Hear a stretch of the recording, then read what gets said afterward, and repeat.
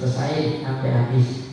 Kalau emang belum habis sementara makmum imam udah baca surah, terusin Fatihahnya sampai selesai. Selesai dibaca Fatihah, fokus dengerin bacaan surahnya imam. Itu yang benar. Kalau yang benar gimana? Yang benar dia baca aja, Fatihah dia baca, surah juga dia baca. Gitu. Bagi yang enggak kedengaran, paham ya? Jadi dibedain juga tuh makmum yang benar apa yang kagak. Kemudian sunnah yang ke-450, muwafaqatul imami fil adhan. Muwafaqatul imami, menyamai imam fil adhari, di dalam zikir-zikirnya. Jadi maksudnya bacaan-bacaan atau zikir-zikir di dalam sholat. Jadi makmum itu biar sama pada zikir dan doa. Umpamanya imam baca doa qunut, kita doa qunut, gitu. Jangan imam doa qunut kita begini aja.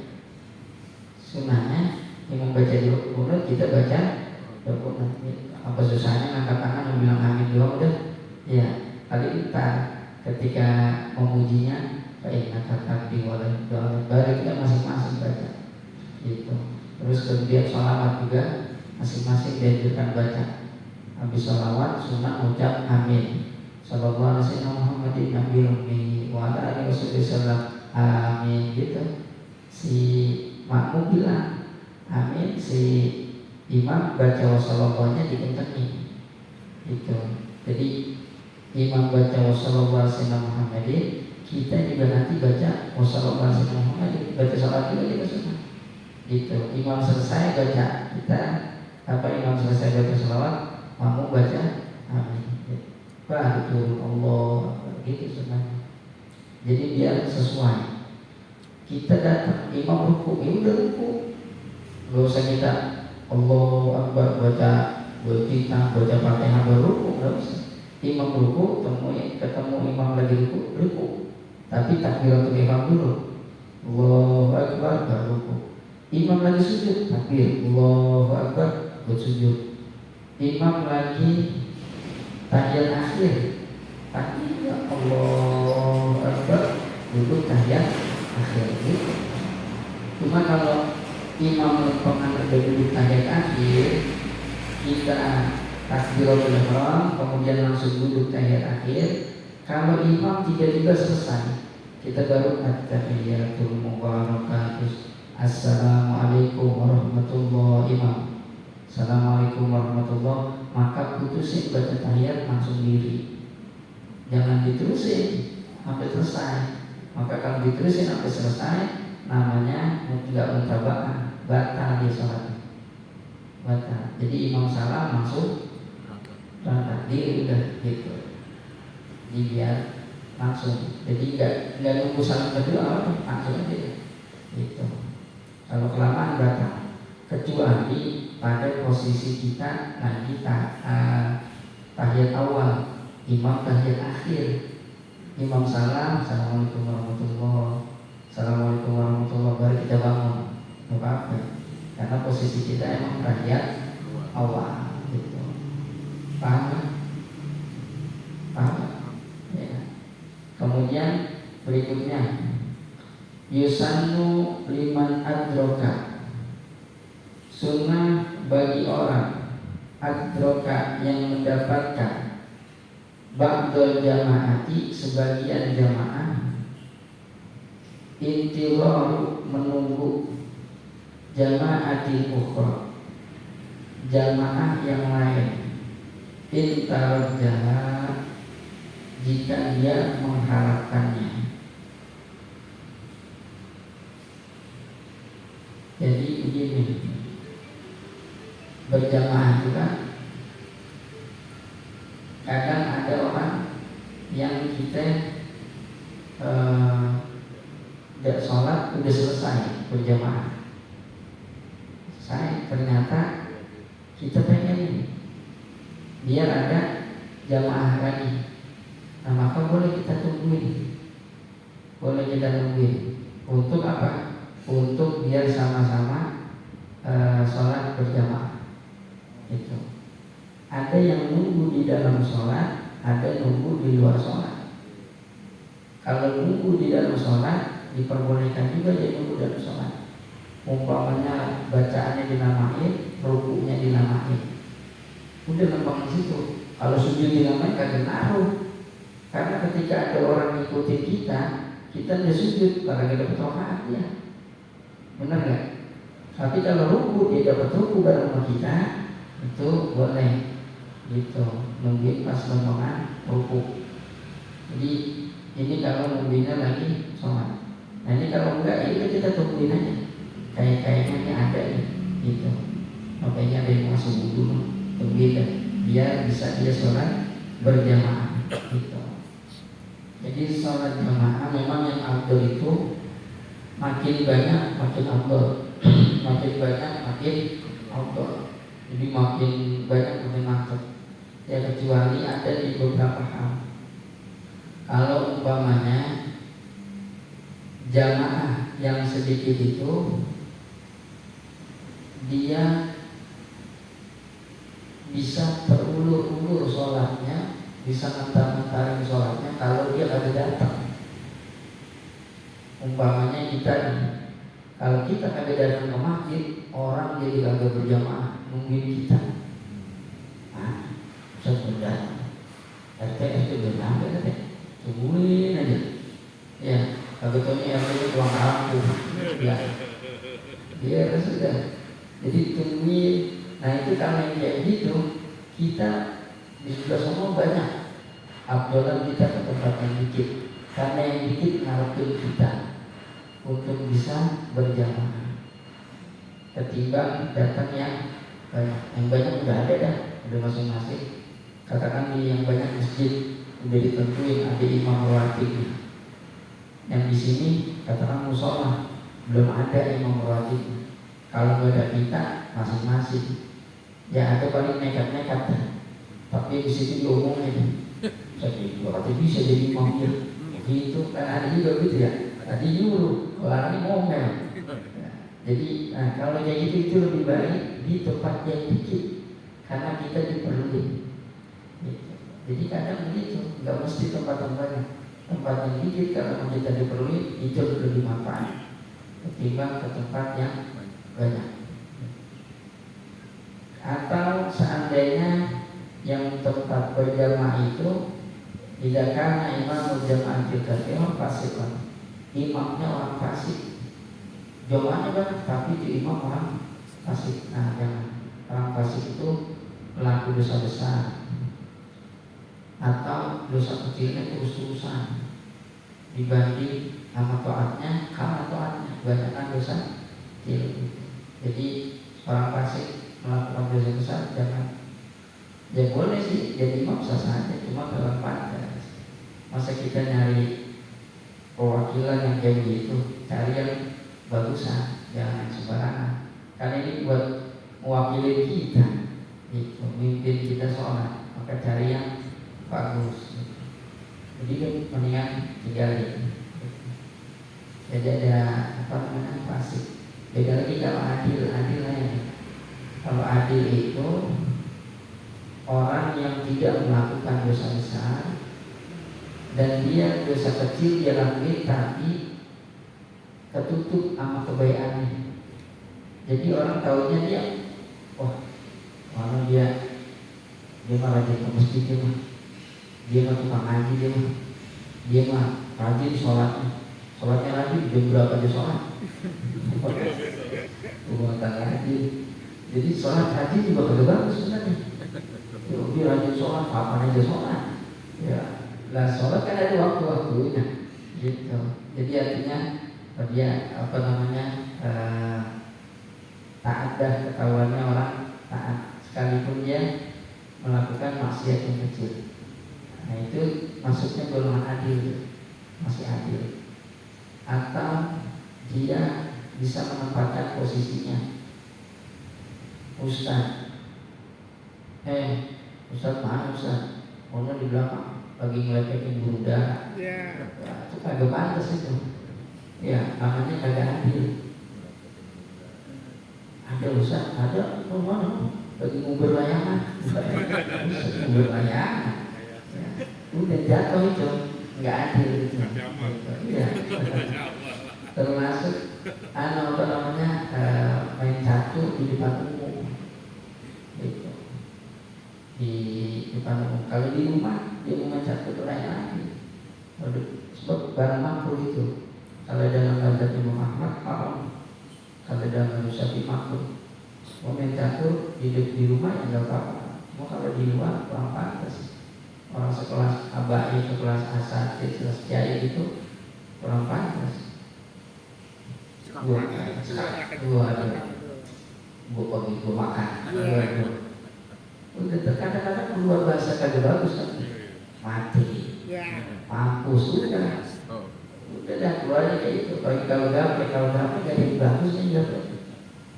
Astagfirullah, subhanallah, jadi nggak ada ya.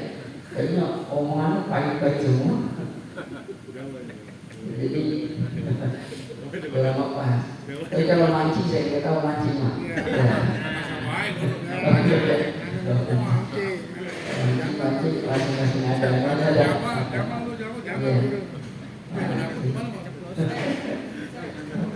Kalau mancing ya mungkin barangkali sambil dipikirkan ini. Luar biasa.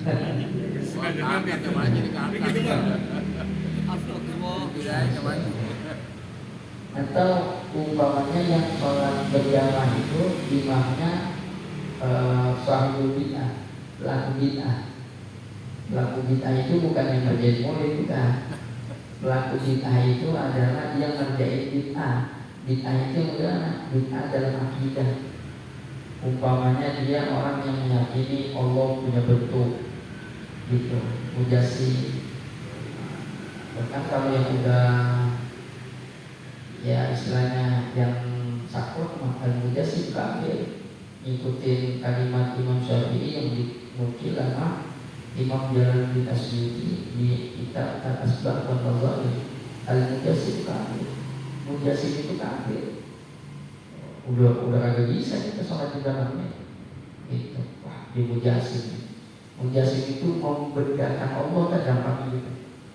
Jadi Allah tuh ada rupanya, Allah tuh ada tangannya, Allah tuh berbentuk begini. Nah itu mujassim. Allah punya mata, cuma matanya kagak kayak kita. Gede matanya, orang kacau ini. Allah punya tangan, tangannya gak kayak kita. Tangan kiri gak bagus buat cebok, maka Allah tangannya kanan dua-duanya. Waduh aneh aja. Allah yang nyiptain kita sempurna, masa Allahnya begitu? Akal kita kan kagak terima. Aneh itu. Jadi itu membedakan Allah. Allah dianggap naik turun seperti orang. Allah dianggap datang jalan dari sini ke sono. Nah ini bahaya. Itu bagian-bagian mujassim. Ya. Allah menempati satu tempat. Allah ada di arsy duduk. Nah ini bahaya. Kayak gitu akidah mujassim. Allah di arsy, terus kemudian sepertiga malam Allah turun. Dan Allah itu akbar, maha besar. Itu Allah gede banget. Yang lain kecil. Jadi tempat-tempat itu kecil. Ya apapun yang ada di muka bumi harus katanya paling gede. Kecil, ala gede Allah. Nah kan ini kacau nih. Jadi dibilang akbar itu Allahnya gede bentuk. Nah ini bahaya. Kalau umpamanya gini, dia meyakini Allah ada di arsy. Ya kita jangan akal aja nih. Allah ada di arsy. Terus kemudian Allahnya gede banget. Harusnya kalah gede sama Allah. Nah sekarang ini harus Allahnya gede, kan kagak muat. Bener gak? Dan jomblang. Terus dia bilang Allah itu turun seperti jam malam. Nah turun seperti jam malam, dia meyakini bahwa namanya langit kalah gede sama arsy. Kenapa? Karena memang ada dalam hadis, bumi dengan langit pertama laksana bumi itu kayak cincin, langit pertama kayak pada pasir, kayak kalau gedenya. Kalau bandingkan kan, ini cincin ini gede banget langit pertama. Langit pertama, langit kedua lebih gede lagi, langit kedua terus. Sampai langit kedua, sampai arus lebih gede lagi. kursi harus lebih gede lagi. Nah sekarang Allah turun ke langit, dia dunia itu langit pertama, katanya Allah gede banget, dan terus turun ke pengumuman. Ya, akal kita nerima gak kira-kira? Turun, enggak. Saat Allah turun, Allah mengecil. Waduh, ini kacau. Berarti jangan-jangan punya pentilnya. Turun gitu ya. Bikin di dunia, akhirnya dipompa lagi, mana lagi. Wah, ini berhubungan ini, galor. Ya, itu ngaco itu. Itu apa? Akidah mujassim. Ya. Hanya gak terima sama akal. Dan itu ya, dalam riwayat itu apa namanya kitab Asbab al-Madaib dan Mujassim kafir. Kemudian apa namanya termasuk juga kalau imamnya beda mazhab, semua banyak, tapi imamnya beda mazhab, lebih bagus dari yang satu mazhab. Itu karena beda mazhab, takutnya kita syak, belum terbiasa. Wah, imamnya pada berbismillah. Kan dalam mazhab Maliki itu Allahu Akbar, alhamdulillahirabbil alamin. Kagak baca doa kita, kagak baca bismillah, langsung alhamdulillah. Gitu. Atau tidak pakai kunut. Nah ini kita boleh ya. Saya sudah berkali-kali jelasin kita imam gak pakai kunut, kita tetap pakai kunut itu boleh. Nah, cuma nanti kalau dia beda mazhab atau caranya agak beda sedikit, ya takutnya kita nyasar, kali aja dah yang satu mazhab gitu, itu lebih aman. Ya. Kemudian yusannu li jama'atin, sunnah bagi jamaah hadiru yang mereka menghadiri, wal imam faradu minar ruku'il akhiri, wal imam sedangkan imam faradu minar ruku'i telah selesai dari ruku' al akhir yang terakhir, ruku' rakaat terakhir, an yasbiru maka disunahkan tuh jamaah yang hadir tadi, yang ya ada beberapa orang tadi, an yasbiru bahwa mereka bersabar, ila an yusallima imamu bahwa sampai mengucap salam imamnya, tsumma yuhrimu baru kemudian mereka takbiratul ihram. Paham gak kira-kira? Paham gak kira-kira? Apa aja? Jadi sunnah buat jamaah yang baru hadir, imam nih kita datang katakan rombongan, umpamanya kita katakan lagi ziarah deh, kita mampir umpamanya ke mana, ke Pekalongan deh. Tahu-tahu itu yang di Pekalongan udah pada sholat, cuma udah ruku terakhir nih imam. Kita datang itu udah iktidal, udah selesai ruku yang terakhir. Berarti habis kan jamaah tuh? Ya, kalau kita ngikut gak dapat rokaat. Paham ya? Kalau kita ngikut gak dapat rokaat, kan rokaat terakhir udah habis. Nah maka yang kayak begitu karena kita punya rombongan, sunnahnya ntar dulu tungguin aja sampai kelar baru kita bikin baru. Gitu. Sudah kelar, imam salam, baru kita bikin baru sholat berjamaah. Gitu. Kenapa? Karena ada rombongan. Beda kalau kita sendiri. Datang sendiri, wah imam, udah kita ikut aja. Biar apa? Biar dapat fadilah jamaah. Gitu. Tapi karena kita bawa rombongan, katakan 5 orang atau 7 orang kan ada rombongan. Gitu. Maka kita boleh sholatnya bikin sendiri. Cuma sunnahnya setelah imam salam. Itu berlaku kalau waktu masih luas. Tapi kalau waktunya udah sempit, imam tahiyat akhir lama. Ini rombongan juga nih dia, rombongan bangsa 2 bis, pokoknya di sholat berjamaah. Kita nyampe, ini udah ruku terakhir. Kita tungguin, rombongan lama nih. Tahiyatnya panjang, waktu mau habis, langsung aja deh bikin, nggak pakai nungguin selesai. Iya, nggak pakai nungguin salam, udah kita bikin aja, nggak apa-apa. gitu. Jadi bukan yang pengertian ju'ilal imam itu dijadikan imam untuk diikuti, bukan berarti entah imam udah ikutin aja, ngapain kita bikin lagi? Enggak apa-apa kita bikin lagi kalau kita punya rombongan gitu. Jadi nggak mesti ikut yang pertama, apalagi kita nggak tahu desa area sholat atau berjamaah banyak, belum tentu itu orang benar. Artinya ilmunya dia tahu tentang sholat. Allahu Akbar, Bismillahirrahmanirrahim, tabat yada abi lahabin wa tab. Lah, ngapa itu? Watapnya terpanjang benar. Jadi bacanya acak-acakan, Fatihahnya berantakan. Nah, terus kita suruh kita gitu lah. Sorry, agak ya, apa salah ya? Itu. Nonton kayaknya. Jadi nggak bisa kita ngikutin. Karena apa? Karena imamnya bacanya rusak, bacanya salah. Ya. Jadi nggak boleh kecuali imamnya bacanya udah pas, tapi kita tahu nggak apa-apa. Gitu. Jadi gitu juga kita nggak boleh ujuk-ujuk. Wah ini imam udah ikutin aja. Ketika kita tahu dia salah, nggak boleh terus. Talabus bil ibadatil fasidah haram. Ikut serta dalam ibadah yang rusak haram. Fatihahnya berantakan ternyata, parah gitu. Ya kalau masih bisa ditoleransi, lain lagi kan. Ini udah parah bacaannya, maka udah kita bisa gitu, atau gak usah ikut, bikin aja lagi kan, bikin baru gitu. Cuma kalau nggak ada apa-apa, ternyata kelihatannya bagus, ikutin aja gitu. Nah, sampai sini dulu kali, mau ditanya barangkali. Nggak ada, ada lagi, ada. Guru terkait masalah doa iftitah, kan tadi disebutkan sunnah hukumnya meringkas.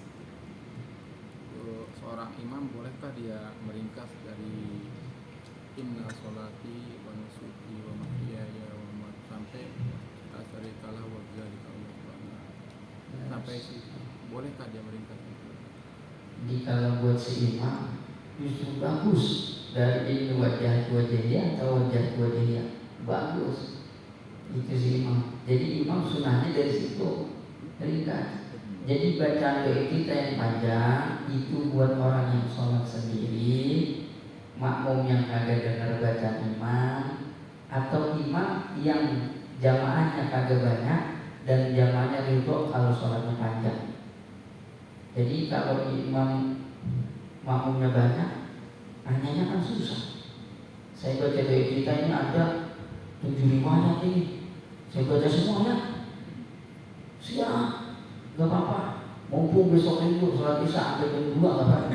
Wah, mantap ini. Ya udah, boleh kita baca doa yang so ada dengan doa kita, gak apa-apa. Tapi kalau enggak, makruh dipanjangin. Maka ringkas saja ini wajah dia atau minimal dari Allah berkabiro gitu kan, singkat juga tuh. Tapi kalau enggak ada dari wajah dia aja gitu. Nah, jadi tambahan-tambahannya itu melihat kondisi ya. Itu awal-awal itu kayaknya banyak banget itu. Kalau mau diturutin ya, nih sunnah keberapa nih? Saya lupa sunnahnya sunnah keberapa. Mau di sunnah ke-54, asal mau aja ditanya dibaca Allahumma antal maliku la ilaha illa anta rabbi wa ana abduk dhalamtu nafsi wa a'taraftu bidanbi faghfir li dhunubi jami'a innahu la yaghfiru dhunuba illa anta wahdini li ahsanil akhlaqi la yahdi li ahsaniha illa anta wasrif anni sayyi'aha la yasrifu anni sayyi'aha illa anta labbaik wa sa'daik wal khair kulluhu bi yadayk wa sharru laysa ilayka nabiyya wa ilayka barakta wa ta'ala astaghfiruka wa atubu ilaik. Allahumma ba'id baini wa baina khataaya kama ba'adta baina al-masyriq wal maghrib. Allahumma naqqini min khataayaya kama yunaqqa thawb. Itu Allah kata dibaca. Panjang banget. Ya, Allah berkabiro sampai wa ana muslim ditambahin nama itu tadi. terus saja sampai wal ma'i wal barak, sampai subhanakallahumma wa bihamdika tabarakasmuka dan seterusnya. Jadi panjang. Kalau mau semua, monggo silakan. Tapi kalau sholat sendiri atau sholat dia jadi imamnya makmumnya sedikit dan makmumnya itu kalau sholatnya dipanjangin. Kalau enggak, jangan. Bagus sudah, ringkas saja. Itu justru lebih afdal si imam bacanya agak panjang-panjang, itu afdal. Subhana rabbil azim wa bihamdi 3 kali aja, enggak perlu dipanjangin. Itu jadi imam baca surah enggak usah panjang-panjang. Ya surah yang pas aja, yang disesuaikan aja kira-kira. Enggak usah pakai bacaan Al-Baqarah. Diambil 50 ayat. Allah, ya Allah, malah buru-buru. Imam baca apa gitu. Iya, gak repot, kesian. Udah baca segalanya. Begitu imam Allah Akbar, Bismillahirrahmanirrahim. Bismillahirrahmanirrahim. Inna a'tayna al-kautsar, ini gue demen nih. Ya, jadi udah yang ringkas-ringkas aja jadi imam. Kalau dia baca surah panjang dengan pendek, ketika pendek, pala, tengah, atau buntut dapat semua, lebih enak, gurih. Ya, ikan biar kata ikan selam, kalau lengkap enak itu mah. Pokok gede, palanya doang kurang resep. Ya kan, makanya kalau Al-Baqarah 20-30 ayat, emang dapat seberapa itu? Nah, kan Al-Baqarah berapa 200 sudah lupa itu. Iya 200-an, 260 ya. Iya 280-an. Nah coba 50 ayat dan ada separuh. Udah panjang tapi enggak ada separuh. Kecuali kita tahfiz, kita penghafal Quran, emang mungkin kita hafalin gitu. Jadi intinya tadi orang menjadi imam yang ringkas saja, ringan. Jadi kalau engkau jadi imam, paling khafif kata Nabi, ringankan. Kenapa? Karena di situ ada orang tua, ada anak-anak, ada mungkin orang yang butuh, ya ada hajat, ada keperluan, maka ringkas saja kalau jadi imam. Biasanya imam yang lama itu imam baru biasanya. Ya kalau ada pengalaman santai ini, rada cepat gitu. Baik, ada lagi.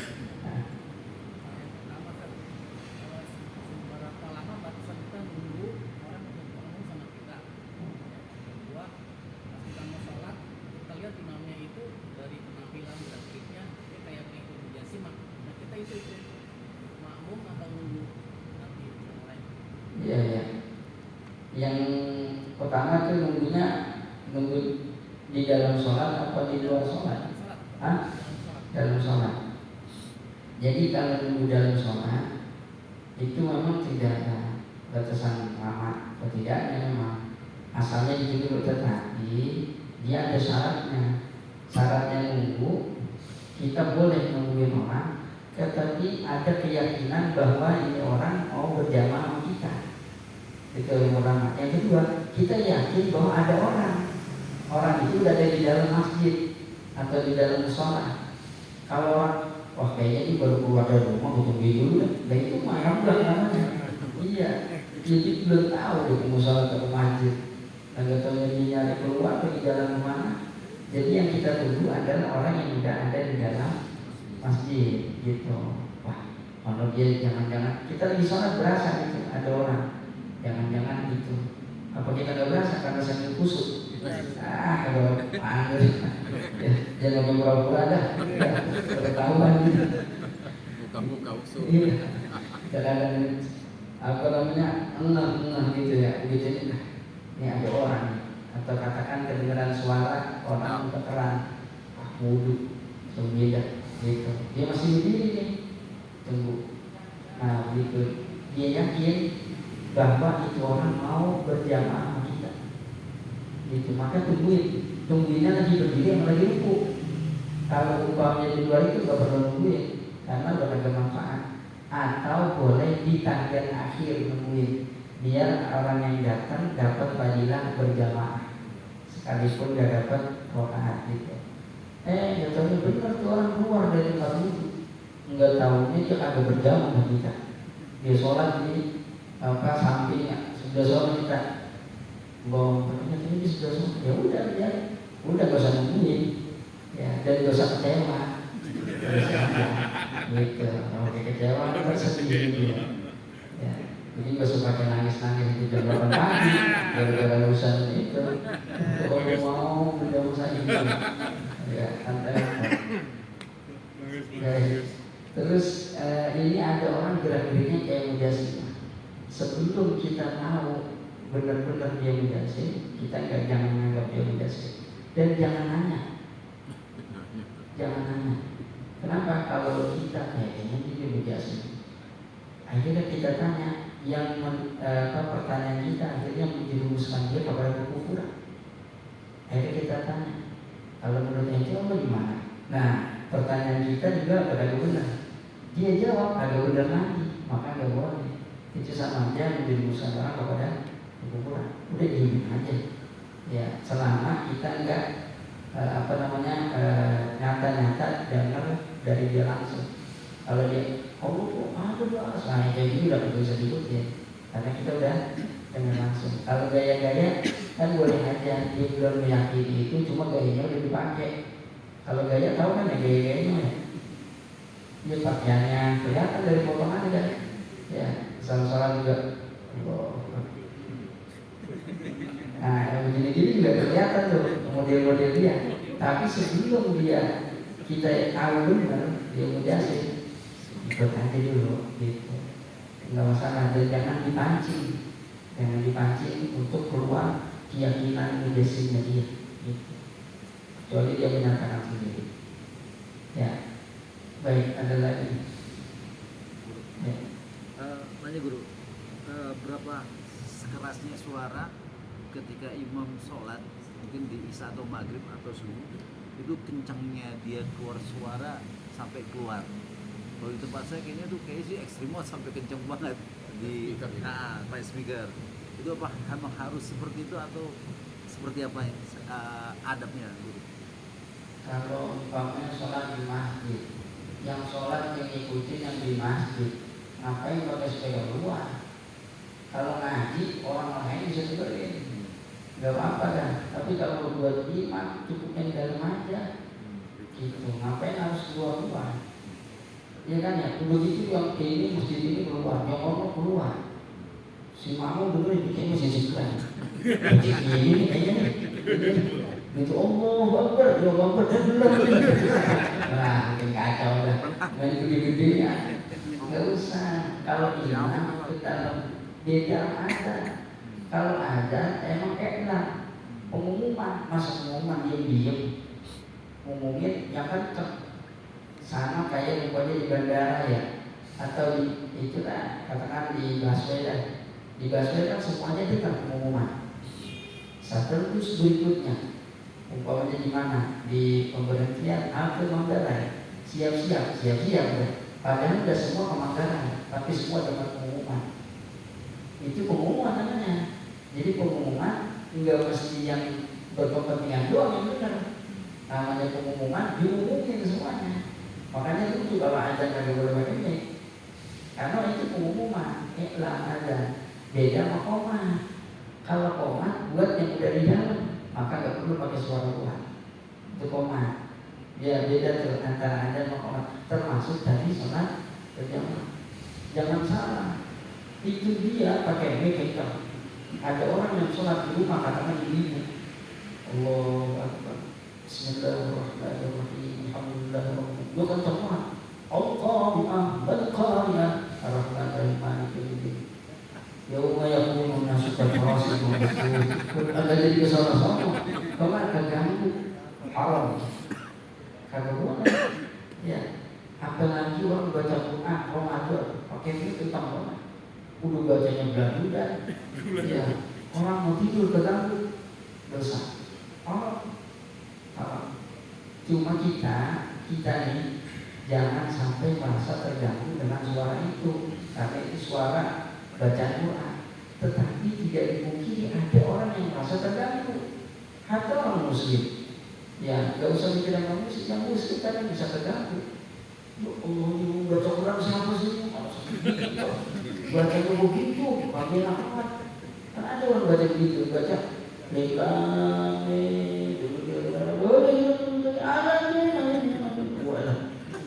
kaki ada yang enak. Ini yang model begini. Jadi kalau sampai mengganggu orang yang sholat, menjadi orang itu. Jadi nggak perlu pakai keluar ya, di dalam aja. Kan manfaatnya buat tidak ada. Kalau jadi pengurus, kalau bisa begitu diatur itu. Ya, kalau di kamu begitu banget, bukan kamu banget. Ya. Baik, ada lagi nggak? Ya. Yang terkait jamaah antara ruku yang terakhir. Nah, kebetulan ini jamaah itu berdua nih Kak. Datang satu orang. Ini udah tahap akhir misalkan. Yang jamaah yang kedua datang ngikutin tahiyat akhir misalkan itu tahiyat akhir kan belum dapat rakaat nih. Nah, boleh nggak ini jamaah yang kedua ini ngikutin yang jamaah yang pertama, dia yang belakangnya misalkan dua lah ya, tadi kan 1-2 ini ternyata kurang rakaatnya yang saat jamaahnya sama imam kurang 1 rakaat. Nah ini datang lagi tahiyat akhir. Nah ini mundur ngikutin yang sampingnya boleh nggak? Jadi apa namanya, dia ikut berjamaah berdua, dua-duanya nggak ada rakaat karena imam lagi tahiyat akhir. Imam salam dia bangun atau mundur ikutin dia, mau ngapain?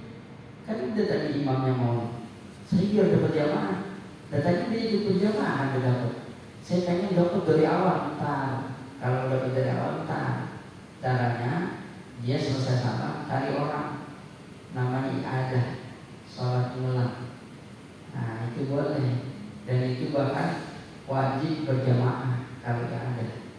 Gitu. Jadi dia sholat berjamaah nanti boleh. Jadi bukan caranya mundur gitu.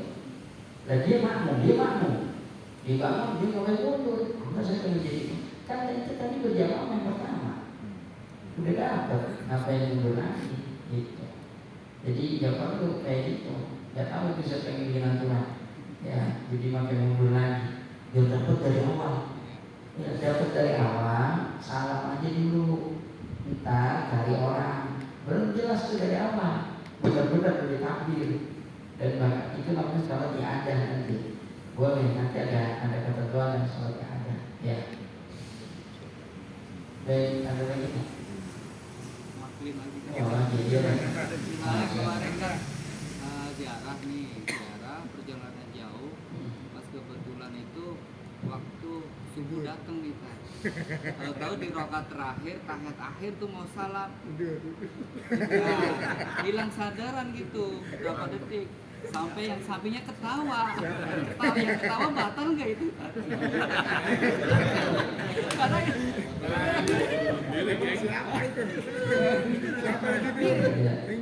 dua-dua pada ketawa. Belum kayak sakit sampai. Jadi dari kata dia lagi sholat, hilang akal, batal wudunya dengan sebab tidur ya. Tidur. Jadi tidur itu membatalkan sholat karena hilang akal, kecuali tidur yang memakai begini, lekap ininya di bangku tadi atau di lantai gitu.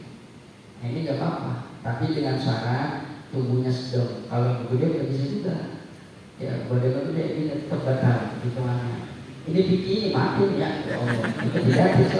Makanya kita tadi ngomong sama, sambil juga itu.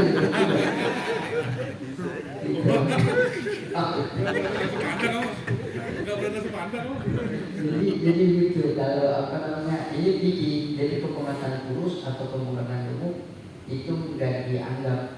Biar kata dia dulu begini, tidur begini, tetap batal. Itu orang yang pemengatan kurus dan pemengatan gemuk. Tapi kalau yang sedang dia begini, biar mata pulas ular 2 ember ya, ya gitu. Benang Ya, nggak batal benang gitu. banyak. Nah jadi kalau dia lagi sholat kan otomatis nggak memakai. Kalau dia begitu, nah berarti kan. Nah terus yang tawa gimana yang tawa? Kalau yang tawa biasanya bocah rese tuh. Lebih parah lagi. Iya iya.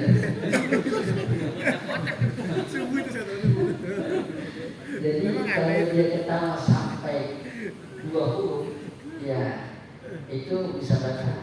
Tapi kalau dia tidak dengar, kalau baca. Kalau dia nggak sampai bersuara, gitu tapi bercerita udah berat udah bersuara, udah baca. Bisa nyata itu. Iya. Pengalaman hidup. Bisa nyata itu. Luar biasa. lagi Iya. Baik, ada lagi nggak? Ini berkaitan dengan sholat seumpamanya makmum berentet gitu kan. Ini jamaah, ini makmum nanti nyusul pertama, terus ada jamaah lagi nyusul, terus ntar ini udah kelar nih salam, ini ngikutin ini belakangnya ada lagi makmum itu. Jadi posisi ini sholat, ini salam imam ini dia bangun, ada lagi ikutin dia, gitu. Ini salam dibangun, ikutin lagi terus saja gitu. Enggak apa-apa, enggak apa-apa. Jangankan itu, sholat Jumat umpamanya terjadi gitu, sholat Jumat. Ini udah pada sholat berjamaah. Begitu rakaat pertama selesai rakaat pertama datang dia baru nyampe sholat Akbar, terus kemudian imam salam kan dia nambah satu nih, ikutin namanya datang lagi ikut Jumat. Allahu Akbar. Terus kemudian yang ini salam kan, dia bangun datang lagi. Terus kemudian yang ini salam dia datang lagi, berarti kan dia bangun lagi kan. Ya katakan dan pasaran tenang. Terus datang lagi. Wah, hari datang lagi. Pas salam ini bangun lagi. Terus saja datang lagi Bang Amal. Ya, terus sampai terus datang lagi Bang Imam. Terus.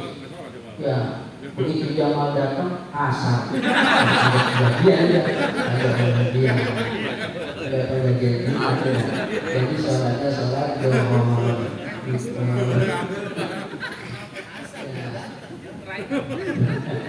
Tahu jam sih bang? Jadi boleh.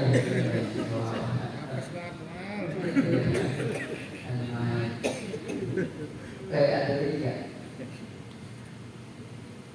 Nggak ada. Ya.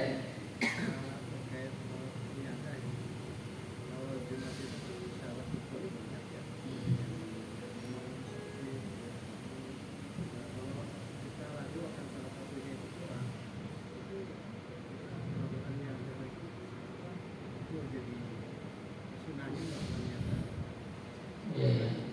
Jadi gini, ada hukumnya ada yang memang ada itu sunnah, ada yang ada Jumat di dalam ini. Yang ada Jumat, sholat Jumat itu diulang. Sebenarnya sholat Jumat tidak perlu diulang, karena sholat Jumat itu pasti berjamaah, kan gitu. Karena hukumnya syarat sahnya Jumat harus berjamaah, apa yang diulang. Cuma akhirnya ada diulang, bahkan bisa jadi wajib diulang. Ya bisa wajib diulang, bisa sunnah diulang, bisa haram diulang. Nah kalau wajib diulang seandainya kurang syaratnya atau terjadi umpamanya ta'addud Jumat, sini Jumat bisa Jumat, tidak ada hajat apa-apa, padahal bisa gabung, tapi nggak menggabung karena nggak ada alasan yang jelas. Maka yang kayak gini yang sah di luar, yang sah adalah yang takbiratul ihram di luar. Nah kalau dua-duanya nggak tahu yang mana ya yang di luar, maka yang kayak gitu nggak yang ada, gabungin sholat bareng gitu. Jadi makanya harus punya ada alasannya kenapa terjadi tahajud Jumat umpamanya. Ya, itu berarti ada bisa jadi wajib tahajud Jumat. Atau kalau kita kayaknya ragu, kayaknya emang kurang, nah itu berarti keraguannya pada kita. ternyata yang lain kagak ragu, berarti barangkali kita tidak benar itu. Atau sama kayak Bilal ngantuk akhirnya begitu khutbah pertama selesai duduk, si Bilal dibangun, maksudnya buat baca sholat, dia bangun komat, jadi satu doang cuma apa namanya khutbahnya, padahal dia tidur bukan komat, sholat itu mau bangun gitu. Jadi berarti kan karena nggak benar berarti nggak masalah gitu. Jadi kalau emang ada keraguan yang tidak bisa dibuktikan, udah kata al-yakin laizal bisa, yakin itu nggak bisa kalah dengan yang ragu, maka udah biasa aja, nggak perlu ya ada. Jadi ada yang mengulang zuhur, ada yang mengulang jumat dan sebagainya, nanti ada aturan-aturan. Kalau Al-Quran nggak ada 7 ya. Baik, ada lagi nggak? Satu lagi kali guru ya. Satu lagi. Ayo. Betul lagi. Di dalam menunggu jamaah, di dalam menunggu dalam sholat, bolehkah seorang imam beralasan membaca surat panjang dengan alasan itu menunggu jamaah? Bolehkah dia beralasan begitu? Nunggu jamaahnya udah masih di luar ya awal. Enggak, jamaah biasa kan kadang-kadang ada yang terlambat datang gitu. Ya, kalau kita ini paling terlambat datang, dia belum ada di musola atau di masjid, enggak boleh. Enggak ada alasan. Enggak, gitu, bukan alasan itu. Jadi kalau dia udah ada, takut ketinggalan rakaat, kita tungguin, gitu, itu boleh. Cuman mungkinnya tadi boleh pas lagi diri atau lagi hukum. Kalau masih di luar sih, kayaknya baru pulang kerja, tungguin aja dulu dah. Enggak boleh gitu. Kasihan yang lain kan, mungkin lama-lama, ya. Iya tuh. Ya, cukup ya, udah. Masalah Yusatu adatul maktubah. Ini besok ada di Solo. Wallahu a'lam. Bismillah.